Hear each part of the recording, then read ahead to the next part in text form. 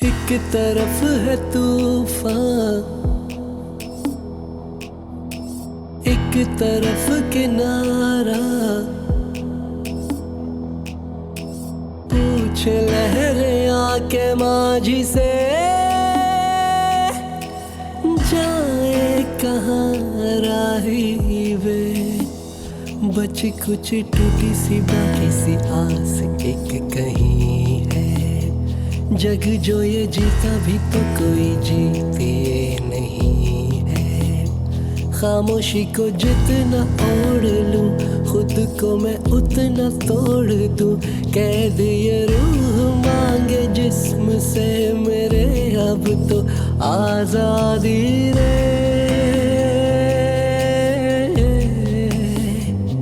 हो जाए कहाँ राही रे।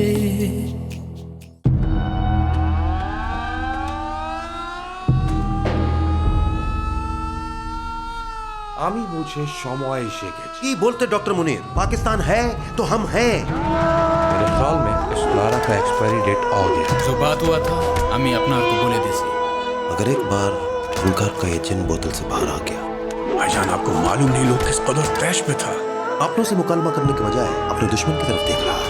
आप स्टोरी को रीराइट करना पड़ेगा। एक बॉल की जगह रविंद्रनाथ टैगोर को लाना पड़ेगा। नफरत के अलावा कोई जुबान बाकी नहीं बचेगा। हम तो बोलता अभी शाही यूनिवर्सिटी वापस चले जाओ। पाकिस्तान का एजेंट और जानते हैं कि आपने बंगाल का वरदान कर रहा है। हम वापस नहीं जाएगा कुमार।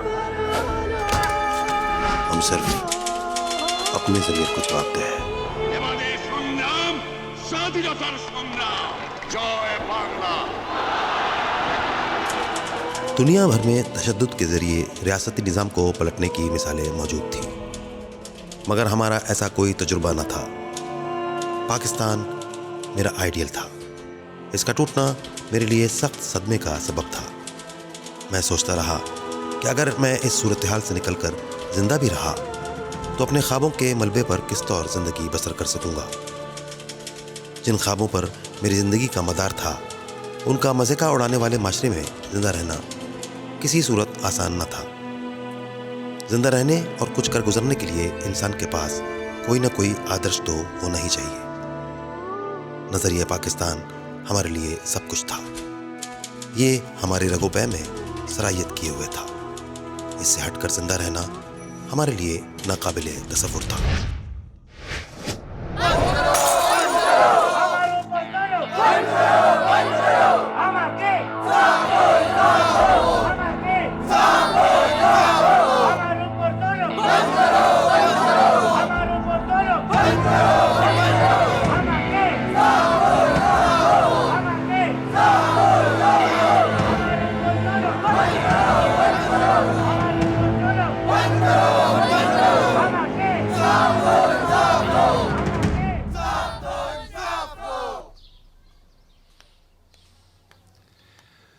अस्सलाम वालेकुम। Please sit down.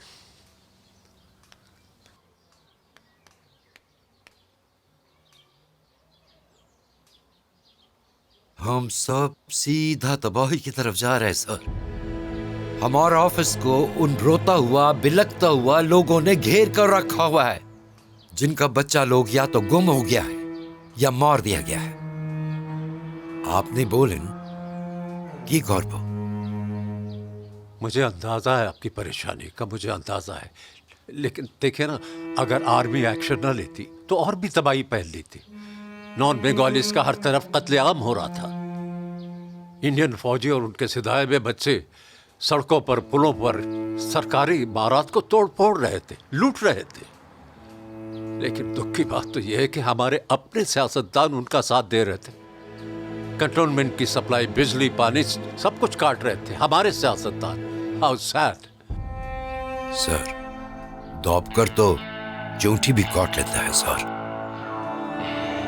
हमारी दरख्वास्त पर हुकूमत एक वाइट पेपर शाया करने का मंसूबा बना रही है, ताकि सारी हकीकत खुल के सामने आ जाए। उस टीम के लोग आपसे राब्ता करेंगे। आपके हेल्प की जरूरत है उन लोगों को। आप हर बात खुलकर उनसे कीजिएगा, सच बताइएगा। Don't hide anything. सत्य कथा बोले। सच बात तो यह है, जिन लोग का हुकूमत बोने वाला है उनको दे दे। एर छारा आर की ची होती पार बिना।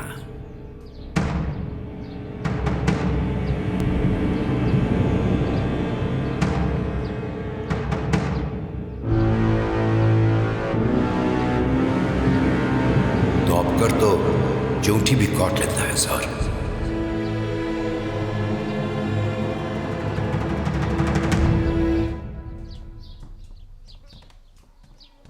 আরে আমার পুতুল এসে গেছে।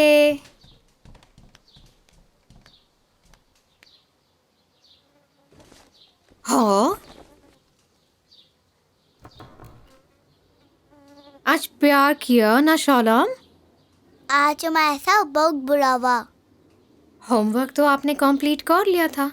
होमवर्क का बात नहीं है। आपका दोस्त है ना आंटी जरी, वो स्कूल आया था, उसने सब के सामने हमारा बहुत बेइज्जती किया है। बेइज्जती किया तुम्हारा? क्यों? वो कह रहा था कि उसके बेटे को डैड ने मरवाया है। ये भी कह रहा था कि हमारा डैड बच्चों का कातिल और कौम का गुदार है और सारा स्कूल को हमारा बाइकआउट करना चाहिए। वो कह रहा था नाव के माथे के लेकिन अब बात करेगा। डैडी ने ऐसा कुछ नहीं किया, पर हमको समझना होगा। Aunty zari sense of loss को थ्रू कर रहा है, मगर हमको उनसे हमदर्दी है।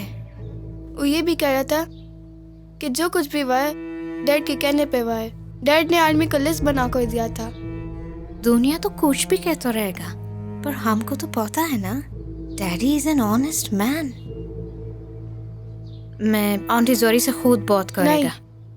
आप बात मत कीजिएगा, वो आपसे भी बदतमीजी करेगा। ऐसा कुछ नहीं है, सब ठीक हो जाएगा। चलो तुम लोग मुंह हाथ धो। चलो चलो गेट अप।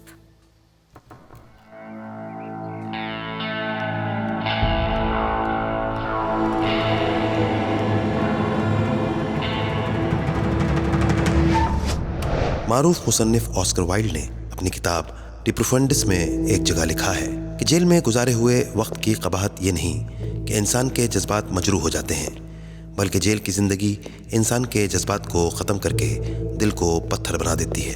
जेल की हुदूद में रिश्वत और बदउनवानी को एक बाकायदा निज़ाम की शक्ल दी गई थी। मालदार कैदी छोटी बड़ी सहूलतों के लिए रिश्वत देने लगे और अपने लिए जो वो चाहते थे वो हासिल किया।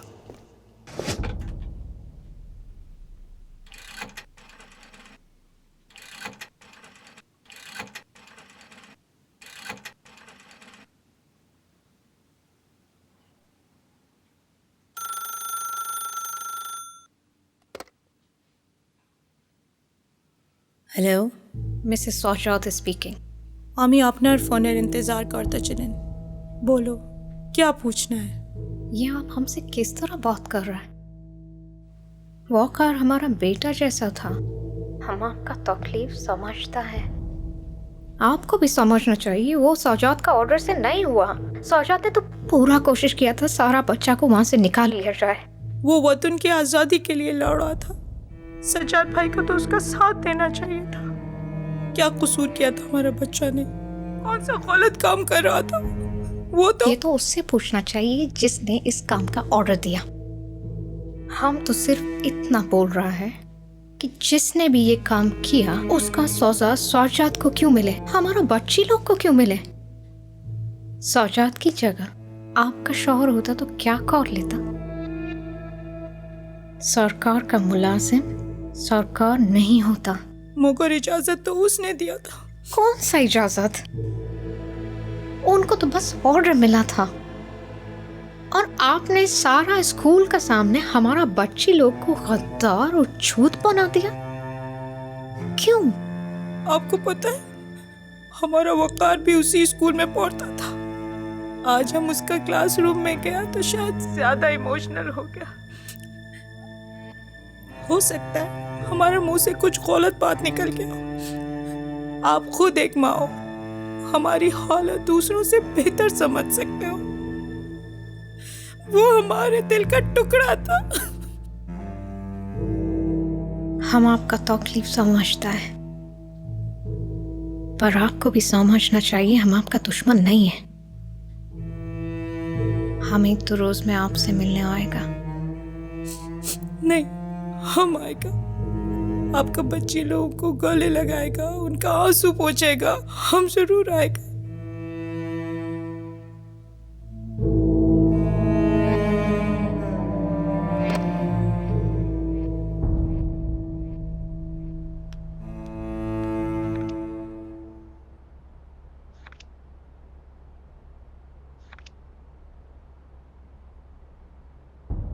अरे ये तो पाकिस्तान टुडे का एडिटर वहीदुद्दीन लॉग रहा है। लॉग नहीं रहा, वही है, और अब ना ही रहा। मतलब? और अटैक ऑफ शैलो, उसका अखबार का नाम जिसमें पाकिस्तान का नाम आता था। ओह माय गॉड, ये तस्वीरें अपना जान पर खेल कर हासिल किया है। लेकिन कितना दिन हो गया आप लगाया नहीं? अरे हम तो रोज लगाता है, पर प्रिंट होने से पहले उखाड़ दिया जाता है। और एडिटर साहब ये काम अपना निगरानी में करता है, वजह भी नहीं बताता है। सारा दुनिया में इंडियन प्रोपेगेंडा चल रहा है। इनकलाब और आजादी के नाम पर लड़ने वाला मुक्ति बाहिनी का कुछ लोग सड़क छाप गुंडा और बदमाश है, जिसका काम लूट मार करना है। इनको आसला भी इंडिया से मिलता है। साला खुद टारगेट करता है और इल्जाम अवामी लीग पे डालता है। इनको चाहिए खुलकर इसको डिसऑन करे। सारा मीडिया उनका कंट्रोल में है। ये तस्वीर भी वही नहीं छापने दे रहा है। कोई उनको समझाने वाला नहीं कि नुकसान उन्हीं का है। शुरू में आर्मी ने एक्शन लिया था तो फर्क पड़ गया था। अब फिर वही काम शुरू हो गया। फिर आर्मी साहिर, दुनिया का सारा सियासी मसला में इसका आमने सामने बैठकर एक दूसरे को सुनकर समझकर हल होता है। I don't know who is giving advice to the government. अरे शेख मुजीब को जेल में डालने से अच्छा था उसको हुकूमतें देता, सारा मसला खुद ब खुद हल हो जाता।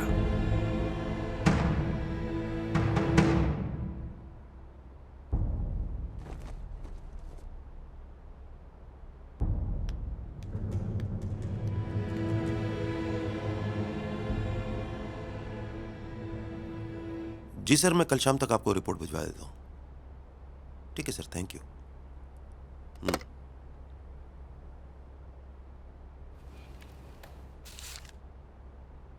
कैसे सर, आर्मी हेडक्वार्टर से हमको हुक्म मिला था कि उन तमाम तौलिब इल्मों का लिस्ट उनको भेजे जो जोलसे में एहतिजाज कर रहा था, ताकि उनके खिलाफ कार्रवाई करें।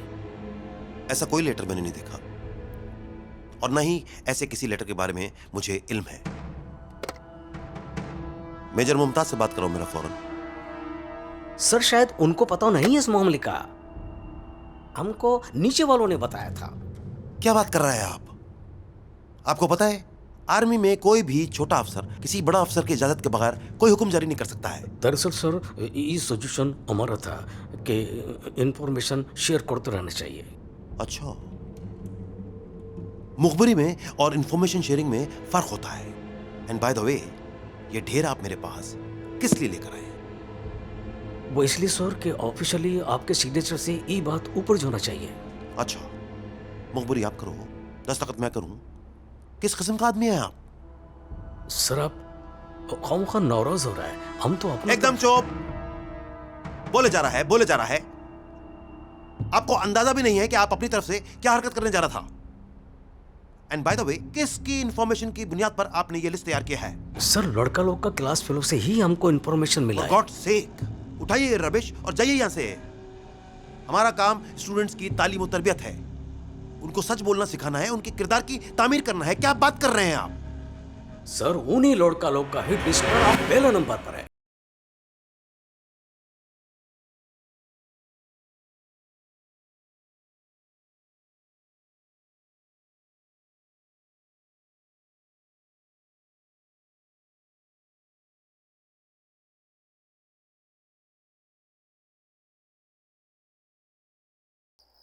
सरहदों पर जारी कशीदा सूरत हाल अब और भी कशीदगी इख्तियार कर चुकी है। दोनों जानिब से नकलो हरकत में इजाफा हो गया है। भारत के नापाक अज़ाइम और किसी भी मजमूम कार्रवाई का मुंह तोड़ जवाब देने के लिए पाक फौज सीना सबर है। ये तो सारा जंग का असर है। अरे इससे ज्यादा खौफनाक बात यह है कि हमारा अपना लोग इंडियन मीडिया पर बैठकर भारत का एक एक्शन को सपोर्ट कर रहा है, और ये इस्लामाबाद वाला सो अपना देख रहा है जैसे कुछ हुआ ही नहीं। हम लोग को 65 का जंग का माफिक एक जवान होकर दुश्मन का मुकाबला करना पड़ेगा। अभी हमारा अवामी लीग का एक दोस्त मिला, उन्होंने भी इस बात पे इत्तेफाक किया है कि इस मसले को हल हमको खुद ही ढूंढना है। ठीक बोल सकता था। लेकिन सुजान, जिन हालात में तुमने यूनिवर्सिटी को संभाला है उसका भी बहुत तारीफ हो रहा है। इस अफरा तफरी में ये काम बहुत मुश्किल था। असूल पे सौदा ना करके आपने हमारा सर फख्र से बुलंद कर दिया दादा। क्या फख्र से बुलंद कर दिया? हम कितना ही यूनिवर्सिटी में हालात ठीक कर ले, बॉर्डर का हालात ठीक नहीं है। उधर हमने सुना है सारा इंडियन आर्मी का लोग मुक्ति बाहिनी के लड़कों के साथ मिलकर सारा इंफ्रास्ट्रक्चर तबाह कर रहा है। तुम्हारे पास कोई खबर है? ठीक बोलते सन। बंगाली सिक्योरिटी एहलकारों और फौजियों को उनका अपना ही लोग के खिलाफ भड़काया जा रहा है, और इधर बंगाली फौजी लोग से वेपन वापस लिया जा रहा है। दुनिया का कोई फौज ट्रस्ट डेफिसिट अफोर्ड नहीं कर सकता है। ये तो बहुत खौफनाक बात है। किच्छु भी हो जाए, हम पाकिस्तान का साथ आखिरी वक्त तक नहीं छोड़ेगा। बिल्कुल, हक और सच के साथ खड़ा ही होना चाहिए। हमने खुद ही अपने कौमी वजूद को गुलामी के गड्ढे की तरफ धकेल दिया था। जंग के आसार शदीद हो गए थे। भारतीय प्रोपेगेंडा भी इस कदर शदीद था कि मेरे बाज रिश्तेदारों के जहन भी आलूदा हो गए थे। हालांकि उनके लिए मेरी जिंदगी खुली किताब की मानिंद थी। मैं रात दिन उनसे राब्ते में होता था, मगर उसके बावजूद उन्होंने मेरे बारे में बयान की जाने वाली बातें बड़ी सादगी से कबूल कर ली थीं। मुश्किल वक्त में मेरे ख़ानदान के अलावा चंद ही लोग थे जो मेरा साथ देते रहे, और उनके ख्यालात में मेरे लिए कोई बदगुमानी पैदा नहीं हुई। मेरी अहलिया और हमारी बेटियां ऐसे पौधों की तरह थीं जिनकी निगहदाश्त उम्दगी से की गई हो, और अब गमलों से बाहर का नामुवाफिक माहौल उनके लिए परेशान कुन साबित हो रहा हो। मैं ये सोच सोच कर परेशान हो उठता था कि वो ऐसे माहौल में किस तरह अपनी बका का एहतमाम कर पाएंगी, ज़िंदगी के नए सांचे में अपने आप को कैसे ढालेंगी। माशरे का तसन्नो उनके लिए हैरान कुन था। इस दौर में ढंग से जीने के लिए इंसान को जो चालाकी और बाजीगरी दरकार थी, इससे ये नावाकिफ थीं। उनके बारे में सोच सोच के मैं परेशान हो जाता था। हमारा माँ ठीक से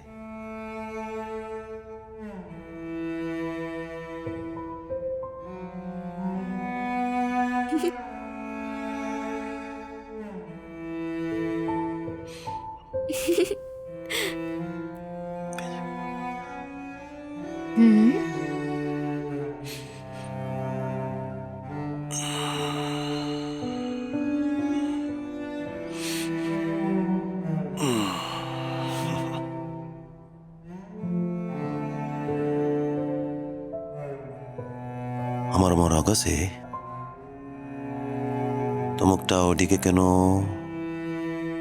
ये हॉर्स में डिस्टोमी करे नहीं, हमारा बेटी तंग नहीं करे।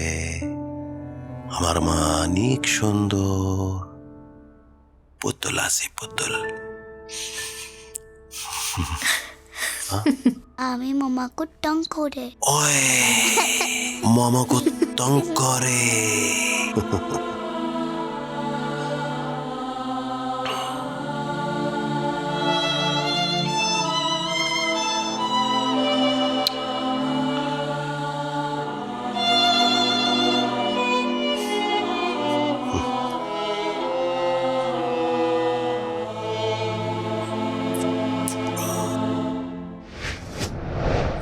बेटा, आप लोगों का दरखास्त हमारी नज़र से गुजरा है, हमने पढ़ा है।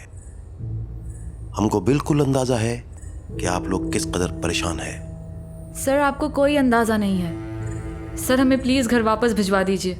हमारे घर वाले भी बहुत परेशान हैं। उनसे राब्ता भी बड़ी मुश्किल से होता है और ऑपरेटर बात ही नहीं करवाता।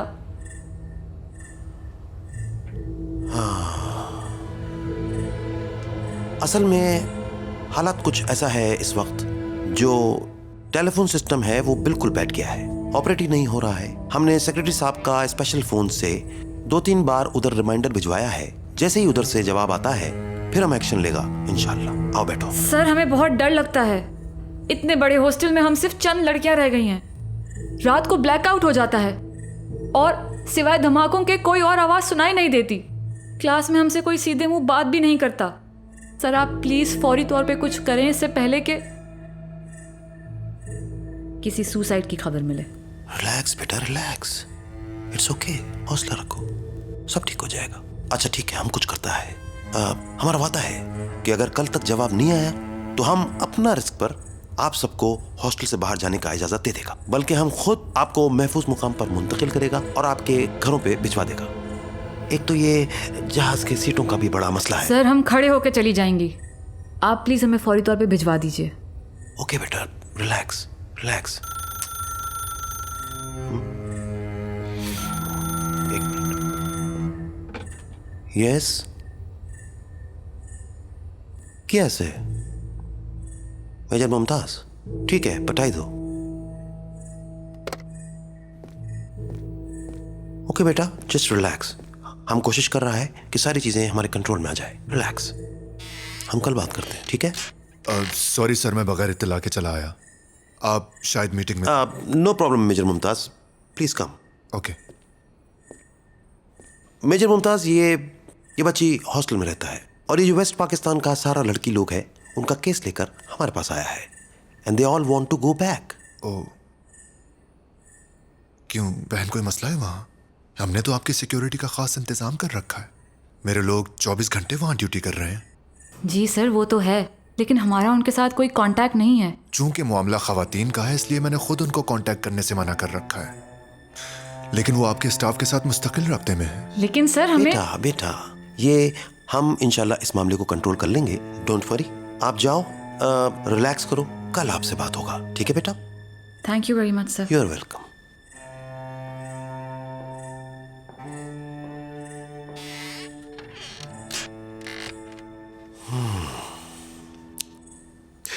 मेजर मुमताज, अब हालात इतना खराब हो गया है कि इन लड़की लोग का हॉस्टल में रहना बिल्कुल भी मुनासिब नहीं है। इन सबको फौरी तौर पर वापस भेजना होगा। आप बिल्कुल ठीक कहते हैं सर, मुझे नहीं लगता कि अब हम मजीद सिविलियन इलाकों में ड्यूटी कर सकेंगे। आप ना सिर्फ इन्हें निकालिए बल्कि मेरा मशवरा है कि आप खुद भी इधर से शिफ्ट हो जाइए। हम क्या बोलते सर? मेरा मतलब है, क्या कहना चाह रहे हैं आप? मैं आपको पूरी तफसील नहीं बता सकता, हो सकता है इसकी जरूरत ना पड़े, लेकिन हमें यह पूरा इलाका खाली कराना होगा। अब तक हम वॉर लाइक सिचुएशन में थे, अब हम बाकायदा वॉर में होंगे। इंडिया कभी भी अटैक कर सकता है। What are you talking about? We are living in 20th century. It's a civilized world. कोई हमारे घर के अंदरूनी मामलात में कैसे दखलंदाजी कर सकता है? How can one interfere in our internal matters? किताबें तो तकरीबन यही कहती हैं प्रोफेसर साहब, मगर तारीख हमेशा ग्राउंड रियलिटी लिखती है। और बात यह है कि जब घर की दीवार गिरती है तो सहन में रास्ता खुद ब खुद बन जाता है। मैं आपको खौफजदा नहीं करना चाहता, लेकिन एहतियात जरूरी है। मैं आपको यही बताने आया था।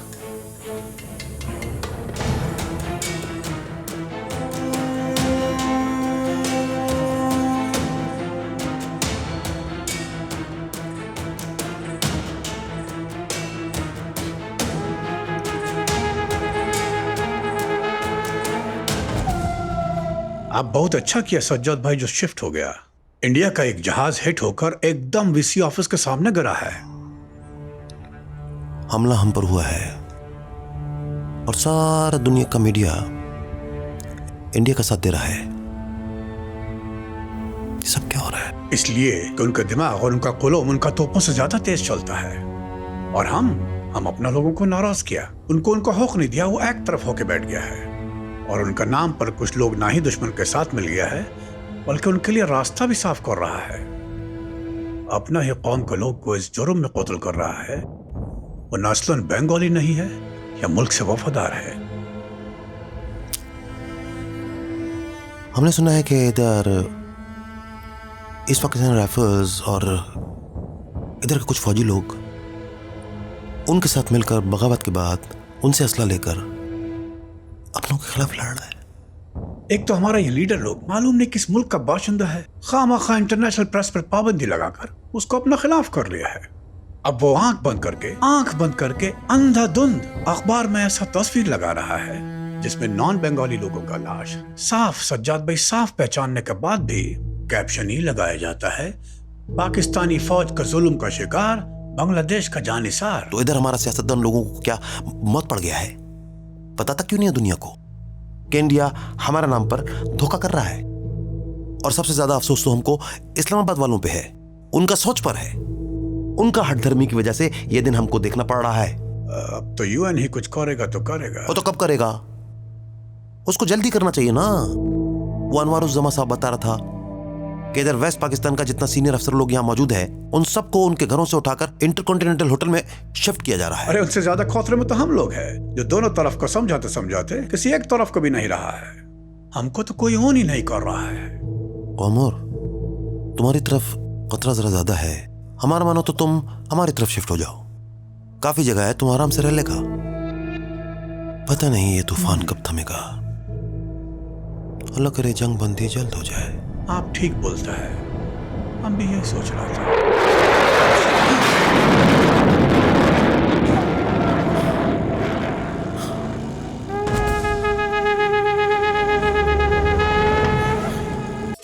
ये दिसंबर की उस रात की बात है जब मुसल्ला नौजवानों का एक ग्रोह मेरे घर में घुस आया और मुझे घसीट कर अपने साथ ले गया। वो मुसल्ला थे, जबकि मैं मुजाहिमत के बारे में सोच भी नहीं सकता था। दुनिया बदल जाएगा। पहले नॉन बंगालीस को मार रहा था, अभी चुन चुन के जो भी पाकिस्तानी अफसर है, सरकारी नौकरी पर है, उन सबको पकड़ पकड़ के मार रहा है। किसी को गद्दार बोल रहा है, किसी को पाकिस्तानी एजेंट बोल रहा है। नहीं, इधर अभी हमारा तरफ हालात फिर भी काबू में है, लेकिन क्या है कि इधर वो हमारी तरफ कोई पाकिस्तानी नॉन बंगाली का घर था जो अनफॉर्चुनेटली अब नहीं है।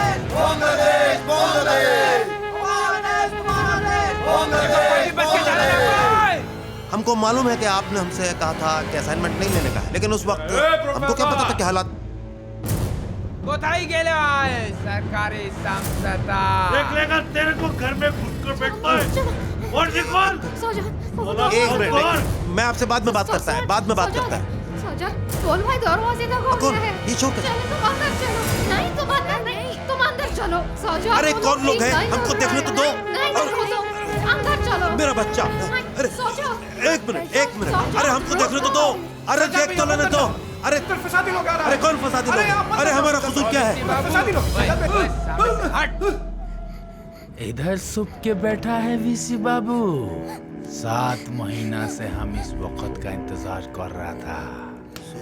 हाँ अभी साले तो समझ रहा था कि हम भी उसी हमलों में मारा गया जो तूने फौजी लोग के साथ मिलकर कराया था। हमने तो ऐसी कोई बात नहीं की। तुम्हारी बदकिस्मती कि उस वक्त हम बच गया। आज हम अपना हर साथी की मौत का बदला लेगा। एक तरफ है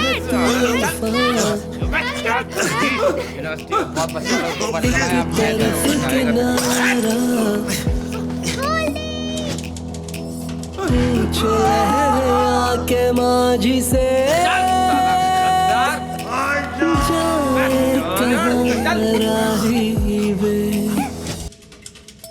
जुड़ के है टूटा जो फिर से मुड़ा वो रास्ता राह पूछ राही से जाए कहाँ राही वे बची कुछ टूटी सी बाकी सी आस एक कहीं है। जग जो ये जीता भी तो कोई जीते नहीं है। खामोशी को जितना ओढ़ लूं खुद को मैं उतना तोड़ दूं। कैद ये रूह मांगे जिस्म से मेरे अब तो आजादी रे।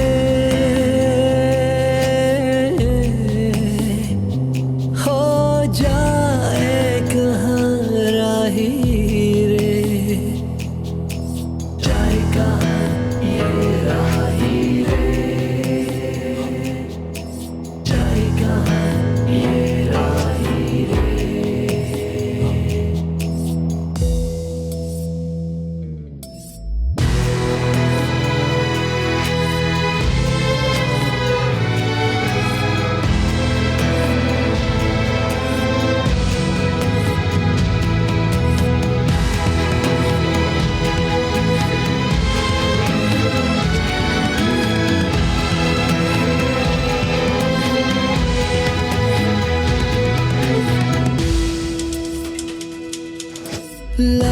लम्हा कर्ब है पर ये वजूद सहता जाए।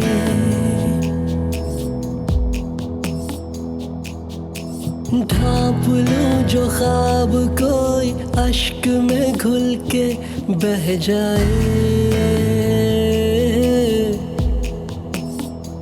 माटी माटी मेरे जज्बात, भरा हुआ मन पर खाली है ये हाथ। सूखे सूखे लबों पे कोई दुआ वहीं की वहीं है। जग जो ये जीता भी तो कोई जीते नहीं है। अखियों को चुप सी है लगी, तारीकी में डूबी है सोच भी। मेरे अल्फाज पे भी जमने लगी है जैसे अब गाई रे।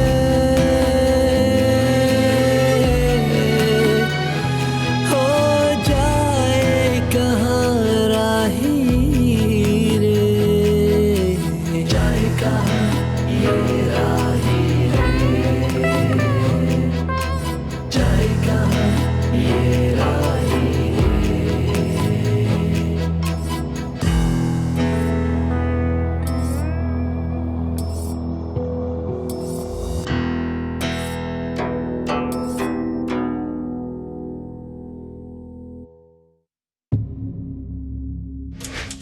E.M. फॉस्टर ने लिखा है कि लोग एक दूसरे को पहचाने और करीब आएं तो उनके दरमियान पाई जाने वाली अजनबियत और नफरत दम तोड़ने लगती है। इसके लिए उसने सिर्फ राब्ते, ओनली कॉन्टैक्ट का लफ्ज़ इस्तेमाल किया। मगर मेरा मुशाहिदा है कि बुरानी कैफियत में लोग सब कुछ भूल जाते हैं। जिन्हें अच्छी तरह जानते हैं उन्हीं के खिलाफ सफारा भी हो जाते हैं।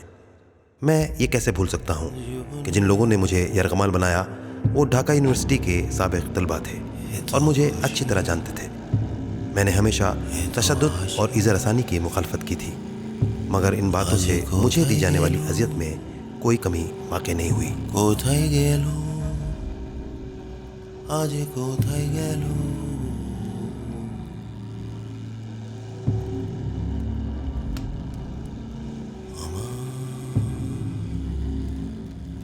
জীবনে এত খুশি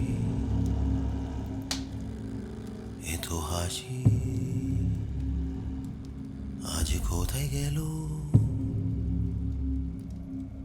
কোথায় গেল,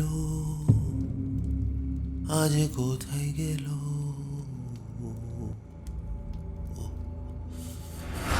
शदीद ज़दोकोब के नतीजे में मेरी हालत गैर हो चुकी थी। मेरे हाथ पैर बांधकर मुझे कुर्सी पर बिठाया जा चुका था। मेरे आसपास कोई नहीं था सिवाय उस नौजवान के जिसके हवाले मुझे किया गया था। मेरी गिरफ्तारी का सबब तो उसे भी मालूम न था। उसने मुझे बताया कि मुझे ग्रुप कमांडर के हुक्म पर गिरफ्तार किया गया था। उसने मुझे ये भी यकीन दिलाया कि मुझे कत्ल नहीं किया जाएगा। उसके बकौल मुझे इल्ज़ामात के जवाब देने होंगे। वो मुझे यकीन दिलाता रहा कि कम से कम वो मेरे कत्ल के अहकाम पर अमल नहीं करेगा। लेकिन ये बातें महज दिल बहलाने के लिए थीं। अगर वो लोग मुझे मारने का फैसला कर ही चुके थे तो फिर कोई एक बाज़मीर मोतरिज़ उनका क्या बिगाड़ सकता था।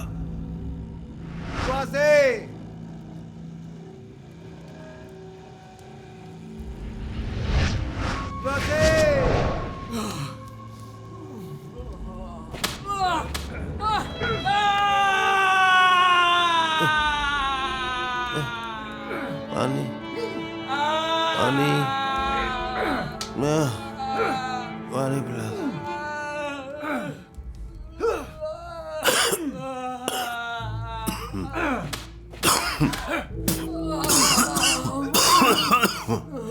लालिश से काम चलाओ। हमको एक गिलास पानी पिलाओ। शक्ल से तो तुम पढ़ा लिखा लग रहा है। अमी Sajjad Hussain, vice chancellor, Dhaka university. अच्छा, तुम यूनिवर्सिटी में काम करता है? तुम लोग कौन है? हमको इधर क्यों लाया है? ये तो तुमको कोर्ट वाला बताएगा। तो फिर हमको कोर्ट के पास ले जाओ। हम बहुत जख्मी हैं, हमारा सर घूम रहा है, हमारा एक टंग बिल्कुल काम नहीं कर रहा है। जुबान तो तुम्हारा टोटर चल रहा है। हमारा काम तुम्हारा पैरदार करना है। अभी पेशी का हुक्म आएगा, तुमको पेश कर देगा। अब बाकी का कहानी उनके सामने सुनाना है। आराम से बैठा रहो। ओ भाई, हमारा को तो सुनो। ओ भाई, हमारा को तो सुनो।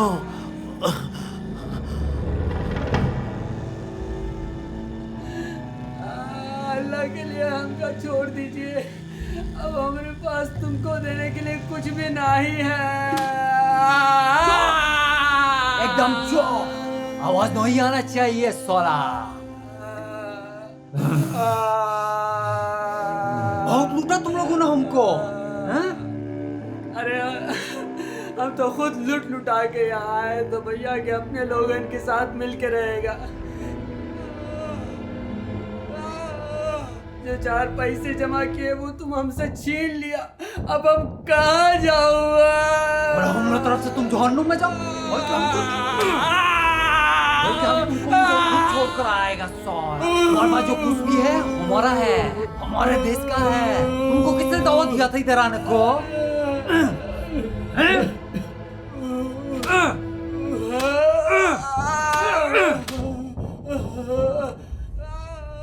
प्रोफेसर सुजोत की दौरा से ये बोला है शायद, ऐसे ही कुछ नाम बताया था। ओह, पेशियस का।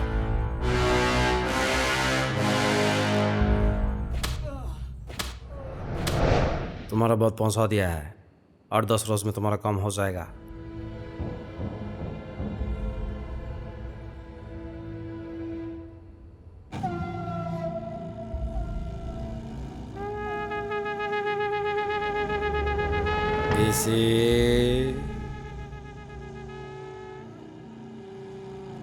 तुम्हारे वास्ते तुम बोला था ना,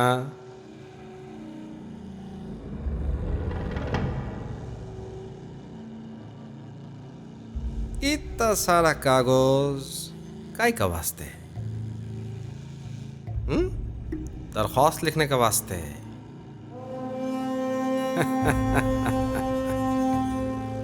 लिखो लिखो, सब को दरख्वास्त लिखो, पर होगा कुछ नहीं, सड़ेगा।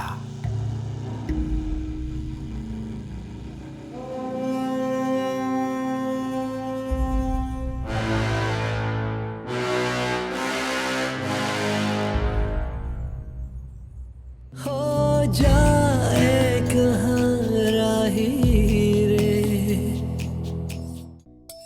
एक तरफ है तूफान,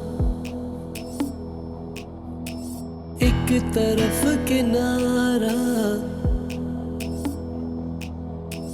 पूछ लहरें आके माझी से, जाए कहाँ राही वे। जुड़ के है टूटा जो, फिर से आ मुड़ा वो। रास्ता राह पूछे राही से, जाए कहाँ राही वे। बची कुछ टूटी सी बाकी सी आस एक कहीं है। जग जो ये जीता भी तो कोई जीते नहीं है। खामोशी को जितना ओढ़ लूं, खुद को मैं उतना तोड़ दूं। कैद ये रूह मांगे जिस